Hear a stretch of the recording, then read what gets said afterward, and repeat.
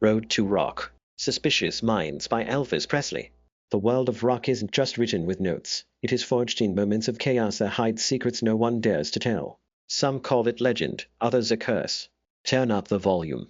This is Road to Rock, and this is the story of NN. By 1969, Elvis Presley was at a crossroads. The black and white movie years had paid the bills, but they had also hollowed out his reputation as a serious recording artist. The 1968 TV special cracked that shell open.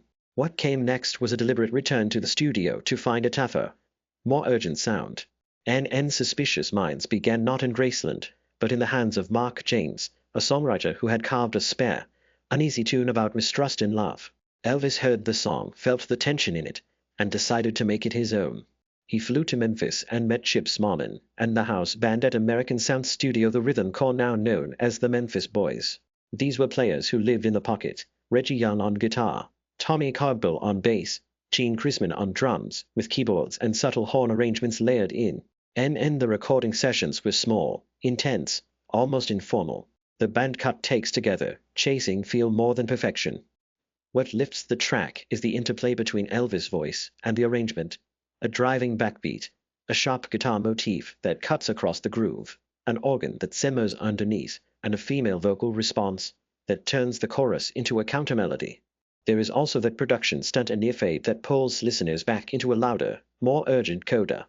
It was a theatrical move, and it made the song feel lived in, like an argument you walk back into. Why does it sound like neither pure rock nor pure soul? Because its architecture borrows from both. Mommen brought a soul sensibility to song placement and dynamics.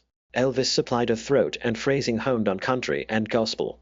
The arrangers piled on horns and backing voices sparingly, so the drummer always returned to the vocal line. Reggie Young's guitar choices the single line fills and little licks are the spine. The rhythm section never overplays, they let the tension breathe. And there was friction. Memphis sessions put Elvis under different management instincts. Creative control rubbed against RCA and the old movie machinery. Chip Smallman clashed with the commercial gatekeepers and would not become Elvis' long-term producer. That tug-of-war mattered. It made the session urgent, and that urgency is audible. When the single hit, it returned Elvis to the top of the charts and to an audience that had forgotten how raw he could sound. It became his last American #1 and a live essential for the rest of his career. More than a hit, Suspicious Minds proved a late career rebirth. The songwriter's uneasy song, a Memphis house band, and a performer who finally let the music steer him back to center. Subscribe to the channel and smash that like.